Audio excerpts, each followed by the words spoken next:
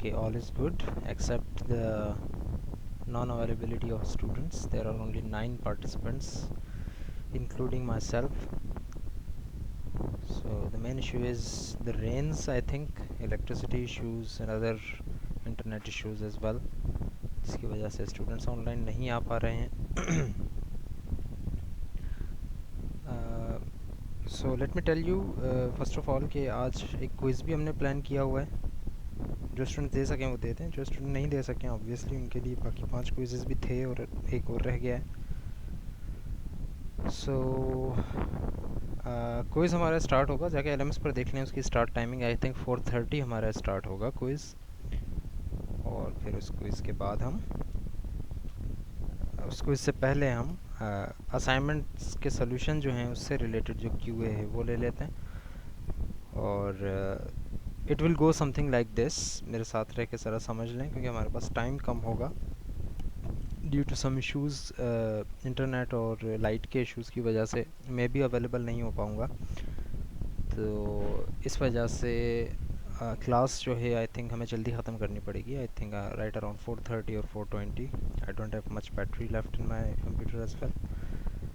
तो हमने करना कुछ इस तरह से है कि 4:30 पे आपका क्विज़ स्टार्ट होगा. 4:30 पे हम जूम मीटिंग ख़त्म कर देंगे और 4:30 पे जो है वो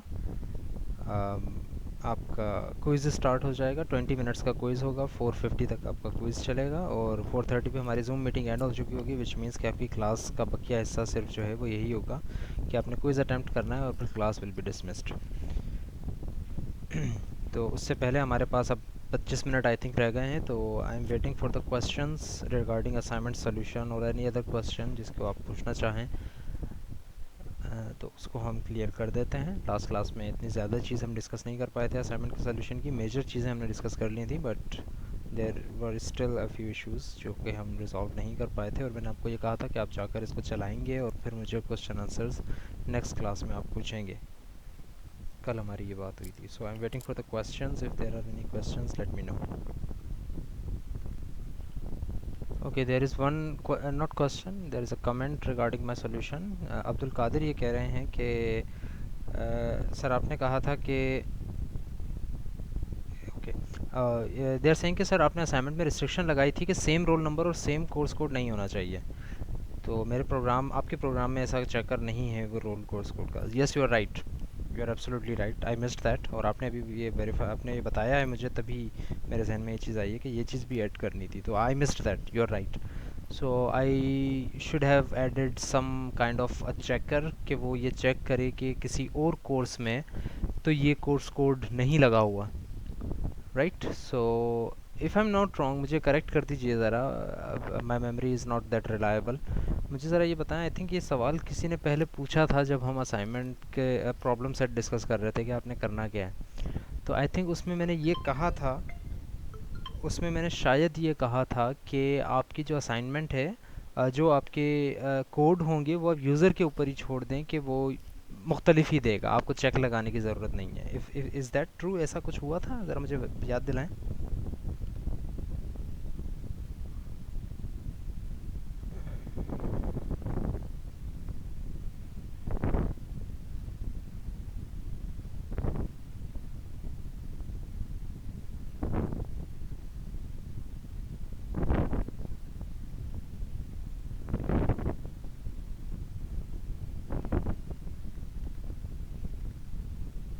ओके, अगर ऐसा नहीं था तो फिर आई थिंक चेक लगाना चाहिए था आप लोगों को.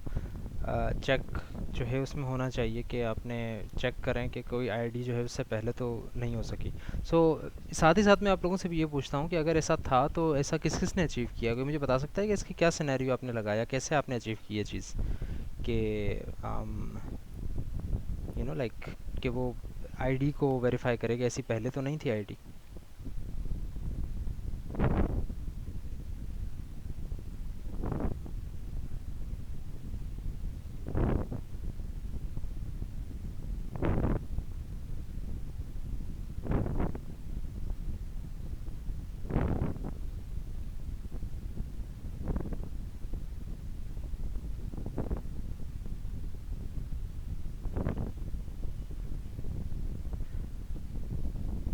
कैन एनीवन टेल मी कि इसको कैसे अचीव किया जा सकता है? How can I check the course IDs of other objects before assigning that course ID to the next new object?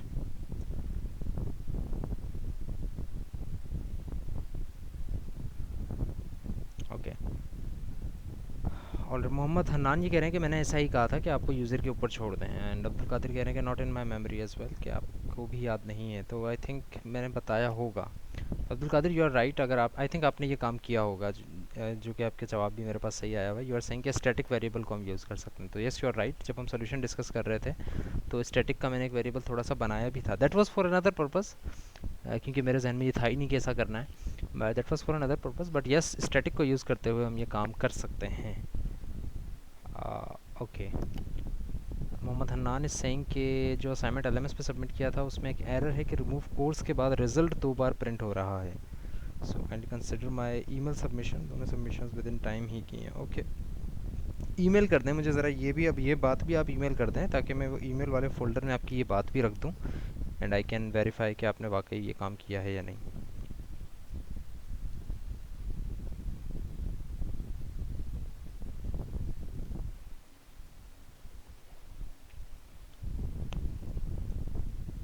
ठीक है, ईमेल कर दिया था तो फिर when I will be checking तो I will consider your email submission as well.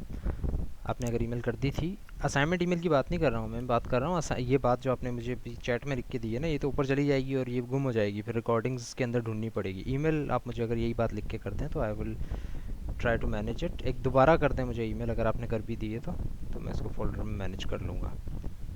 So okay, all right. तो अब हम आते हैं अपने सोल्यूशन के ऊपर, और उसमें से आप लोगों ने मुझसे पूछा ही नहीं। I don't know what is the issue. There are 22 participants now. कम नहीं है पार्टिसिपेंट्स कि मैं ये कहूँ कि आप जो 10 स्टूडेंट्स हैं शायद उन्होंने ये काम ना किया हो। 23 पार्टिसिपेंट्स हैं, किसी एक ने तो काम किया होगा ये। और मैंने ये कहा था कि ये चीज़ें जो मैंने ऐड की हैं इसके बारे में कोई क्वेश्चन किसी ने नहीं किया। सबको समझ में आ गया? आप बताएं ये क्या होता है। जिस को ये चीज़ समझ में आई है वो मुझे बताएं कि ये चीज़ क्या है। बताएं ज़रा मुझे। I am waiting for your answers in the chat room, और if you can raise your hand and talk.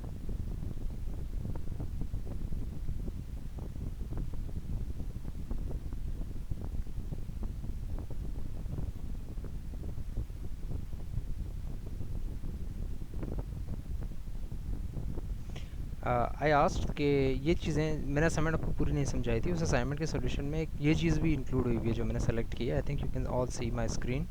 तो ये जो 2 स्टेटमेंट हैं ये क्यों मैंने ऐड की, ये आखिर है क्या, और ये क्यों मैंने ऐड की हैं, इसका क्या मकसद है, तो ये आप मुझे समझाते हैं ज़रा, बिकॉज मैंने ये आपको समझाया नहीं और मुझसे किसी ने पूछा भी नहीं।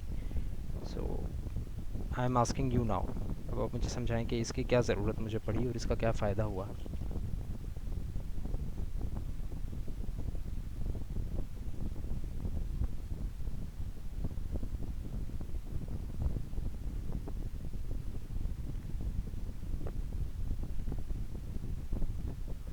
Okay, so Abdullah is saying कि बिकॉज कोर्स की क्लास में टीचर का और स्टूडेंट का ऑब्जेक्ट बनाया है इसलिए में भी आपने ये किया हो। मुदस्सिर अकरम पूछ रहे हैं क्विज़ होगा, तो यस होगा। 4:30 पे क्विज़ स्टार्ट होगा, 4:50 तक। उसके बाद हमारी क्लास नहीं होगी, क्लास हम पहले ही फिनिश कर देंगे 4:30 पे ही। तो yes, you are almost right कि आप ये कह रहे हैं कि क्योंकि हमने ऑब्जेक्ट बनाए हैं कोड टीचर के और स्टूडेंट के, इस वजह से मुझे ये यूज़ करना पड़ा। So now listen very carefully. मैं सिर्फ इसी चीज़ को एक्सप्लेन कर रहा हूँ अब। दैट सी, यहाँ पर इस कोर्स की क्लास में, इसको इन दोनों चीज़ों को अगर हम इग्नोर करें, कोर्स की क्लास में टीचर का एक पॉइंटर बन रहा है, विच मीन्स कि इस क्लास को पता होना चाहिए कि what is a teacher. So what is a teacher, क्या करूँ मैं उसके लिए? पुराना तरीका हमारा वही कि हम hash include teacher dot H कर दें। ओके, एक मिनट के लिए अगर हम यहाँ रुकें और हम आते हैं टीचर डॉट एच पे, जिसको हम इंक्लूड कर रहे हैं कोर्स में, तो हम अगर उस फाइल को इंक्लूड कर रहे हैं तो यू कैन सी कि इस फाइल के अंदर कोर्स का एक ऑब्जेक्ट भी बना हुआ है, 2 ऑब्जेक्ट्स बने हुए हैं। नाउ द इशू इज़ कि अगर आप कोर्स में टीचर का एक पॉइंटर बना रहे हैं और इसको ये बता देते हैं कि व्हाट इज़ टीचर, तो जब टीचर यहाँ इंक्लूड हो जाएगा तो इसका मतलब यही हुआ ना कि टीचर जब भी इंक्लूड हो सकता है जब टीचर की पूरी फाइल इंक्लूड हो जाए। जब टीचर की पूरी फाइल इंक्लूड होगी विच मीन्स कि ये लाइन भी इंक्लूड होगी, ये लाइन अगर मैं इस फाइल में इंक्लूड कर दूं इससे पहले, इसका मतलब यही होगा कि आप कोर्स का एक ऑब्जेक्ट बना रहे हैं before making the class course, और जब आप ये काम करेंगे तो आपको एरर यही देगा कि you can not, course is undefined. क्योंकि टीचर एच जब आप इंक्लूड करोगे तो टीचर कोर्स को डिफाइन करना चाहेगा, तो वो कोर्स को ये कहेगा कि भाई कोर्स तो डिक्लेयर ही नहीं किया हुआ, क्योंकि कोर्स आप इसके बाद डिक्लेयर कर रहे हो, लेकिन आप उसको इंक्लूड पहले से करवा रहे हो। तो ये एरर हो जाता है क्रॉस इंक्लूजन का, कि आप पहली क्लास ए को क्लास बी में इंक्लूड करवा रहे हो और क्लास बी को क्लास ए में इंक्लूड करवा रहे हो। क्लास ए का ऑब्जेक्ट बी में बनाया हुआ है, क्लास बी का ऑब्जेक्ट ए में बनाया हुआ है, तो एक्चुअली किसका ऑब्जेक्ट किस में बना है ये हमें पता नहीं लगता। यहाँ पर कन्फ्यूजन क्रिएट हो जाती है। इस लूप से, इस सर्कल से बचने के लिए ये सोल्यूशन है। इस सर्कल को आप इस तरह सोचें कि लेट्स सपोज एक छोटे से सर्कल में दो शख्स भाग रहे हैं। एक शख्स भाग रहा है एक सर्कल के अंदर और उसके पीछे एक दूसरा शख्स भाग रहा है। तो अभी मैंने कह तो दिया आपको कि उसके पीछे भाग रहा है, but we can not really know कि वो दूसरा शख्स उसके पीछे भाग रहा है या उसके आगे भाग रहा है। तो ये जो कन्फ्यूजन क्रिएट हो जाती है ना आफ्टर सर्टेन लूपिंग, यही कन्फ्यूजन यहाँ पर भी क्रिएट हो रही है कि एक्चुअली किसका ऑब्जेक्ट किस में बनाना है। अगर इसका ऑब्जेक्ट उसमें बनाना है तो इसका मतलब है कि उसको पहले होना चाहिए डिक्लेयर, बना हुआ होना चाहिए। अगर उसका ऑब्जेक्ट इसमें बनाना है तो इसको पहले डिक्लेयर होना चाहिए। तो एक्चुअली किसको कहाँ से पहले डिक्लेयर होना चाहिए, इसमें कन्फ्यूजन आ जाती है। तो अब सोल्यूशन सुने इसका क्या है। इसके अलावा दूसरे भी हो सकते हैं, मैं कभी भी आपको ये नहीं कहता हूँ कि इसका सिर्फ यही सोल्यूशन है, दूसरे भी सोल्यूशन हो सकते हैं, बट